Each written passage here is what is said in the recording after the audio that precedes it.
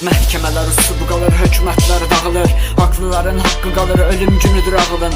Gedib amınız dağılın, günahkarı fağırın. Başqa çarə qalmayanda gedib Allahı çağırın. Cinayəti gizlətməyin cəzası var bilirik. Təki qatil azad olsun bəs hardadır dikişlik. 13 yaşda ana olanda qeyrətin hakimləri, narkomana vəən verən ölkənin sakinləri. Təki vergimiz çox olsun, nə satırlar satsınlar. Yaşadığımıza utananandı qoy ölüb batsınlar. Halala harama qatsınlar, təki əli höküm alsınlar. Sonra quru üzr istəyib gedib ölkəni atsınlar. Yaddaşımın zəif vaxtı qurulub önümə ölüm taxtı. O gözlərinin içinə baxdım yaman parıldayırdı. Gəl deyirdi mənimsən, heç kimə vermərəm səni. Amma bunu da bilməlisən bizim aciz bəndəniz.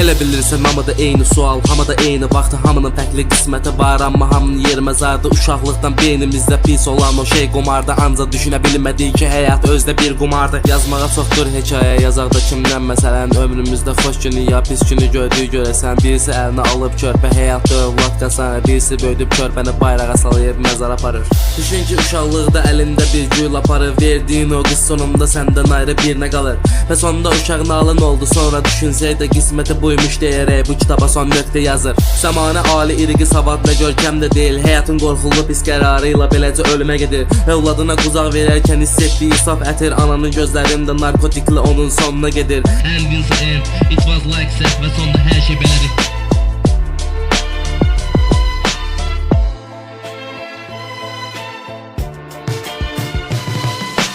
Bir anda oldu hər şey, bu sadə bir qəzadır. Haqqın yox yaşatmağa heç kimə bu əzabı. Lilithdən Adəmə qalan xəyanətin təzadı. Günahı deyil Həvvanın, ayrılığın təzadı. Bəs niyə bu yaşanır elədi xəstəlik mi bəlamı? Xəstəliklə qurulan ailə tapacaqsən bəlanı. Pozğun atadan əmələ gələn qeyrətsiz bir oğuldu. Pozğun olan ana olsa millət ölümə doğuldu.